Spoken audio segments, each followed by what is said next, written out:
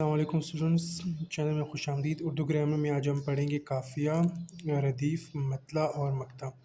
سب سے پہلے سمجھتے ہیں قافیہ کیا چیز ہے۔ قافیہ کا لفظ کفو سے نکلا ہے جس کا مطلب ہے پیروی کرنا۔ لغوی معنی ہے پیچھے آنے والی یا پے در پے آنے والا، کسی شعر یا مصرع میں ہم وزن ہم آواز الفاظ جو آخر میں ہے لیکن ردیف سے پہلے ہوں، اسے قافیہ بولتے ہیں۔ شعری مثال دیکھ لیتے ہیں۔ اثر اس کو ذرا نہیں ہوتا، رنج و راحت فضا نہیں ہوتا۔ دوسری مثال دیکھتے ہیں جو بہت کامن ہے، ہستی اپنی احباب کی سی ہے، نمائش شراب کی سی ہے۔ تو یہ قافیہ کی مثالوں کی شعری مثال۔ اب ردیف کی طرف آتے ہیں۔ وہ لفظ جو مصرعی اشعار کے آخر میں بار بار دہرائے جائیں۔ مثال کے طور پر پہلے شعر میں ہمارے پاس ذرا ہو اور یہ قافیے کے بعد ردیف نہیں ہوتا نہیں ہوتا، یہ ردیف ہے، اور دوسرے شعر میں کی سی ہے، یہ ردیف ہے۔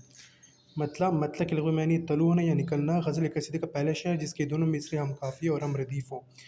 جیسے شعری مثال دیکھ لیتے ہیں۔ دل میں ایک لہر سی اٹھی ہے ابھی، کوئی تازہ ہوا چلی ہے ابھی، اٹھی چلی، اب یہ قافیہ آ گئے دونوں، اور ابھی یہ ردیف آ گئے، تو یہ مطلع ہو گیا۔